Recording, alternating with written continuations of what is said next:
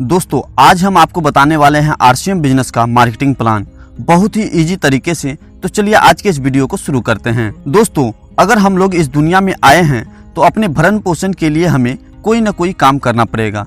क्योंकि काम करने से ही हम लोगों को पैसा मिलेगा और पैसा मिलेगा तो ही हम उसे खर्च कर पाएंगे अपने जरूरतमंद सामान के ऊपर। और ये जरूरतमंद सामान हम लोग लाते कहाँ से हैं? तो अपने नजदीकी बाजार से। दोस्तों जब हम लोग बाजार जाते हैं कोई सामान लेने तो वहाँ हम लोग एक कस्टमर होते हैं और हम कस्टमर जो भी सामान लाते हैं वो लाते हैं किसी न किसी रिटेलर के पास से। तो क्या दोस्तों ये रिटेलर कोई भी सामान अपने घर में बनाता है? नहीं, ये अपने आगे किसी होलसेलर से लाते हैं। और ये होलसेलर भी अपने घर में सामान नहीं बनाता है, ये भी अपने आगे डिस्ट्रीब्यूटर से सामान को लाते हैं। और ये डिस्ट्रीब्यूटर भी अपने से आगे C&F एजेंसी से सामान को लाते हैं। और ये C&F एजेंसी सामान कहाँ से लाते हैं? तो ये लाते हैं फैक्ट्री से। तो दोस्तों ये है एक प्रोडक्ट सप्लाई चेन जिसके माध्यम से कोई भी सामान फैक्ट्री से हम कस्टमर तक पहुंचता है। इसे ट्रेडिशनल मार्केटिंग भी कहा जाता है क्योंकि ये सदियों से चला आ रहा है। दोस्तों अगर हम इसमें गौर करें तो फैक्ट्री में कोई सामान 50% में बन रही है तो क्या वो हम कस्टमर तक आते आते 50% की रहेगी? जी नहीं, उस सामान की कीमत 2 गुनी या उससे ज्यादा भी हो सकती है।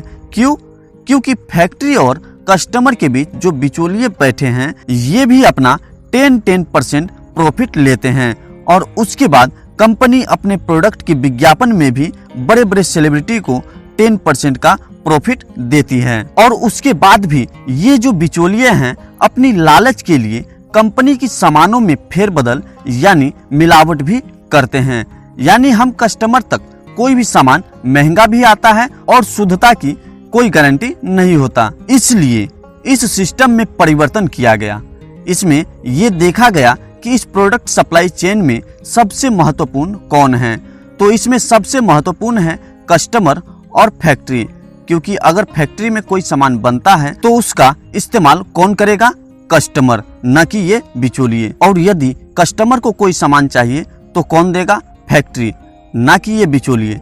तो इसमें ये परिवर्तन किया गया कि बिचौलियों को इसमें से हटा दिया गया।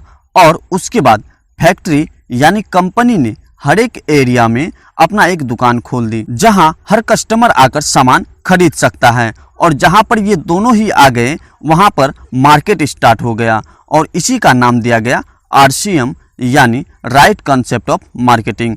और इस सिस्टम को डायरेक्ट सेलिंग सिस्टम भी कहते हैं। और अगर हम बात करें इसके फायदे की तो पहला फायदा ये है कि हमें यहाँ 100% शुद्ध प्रोडक्ट मिलती है।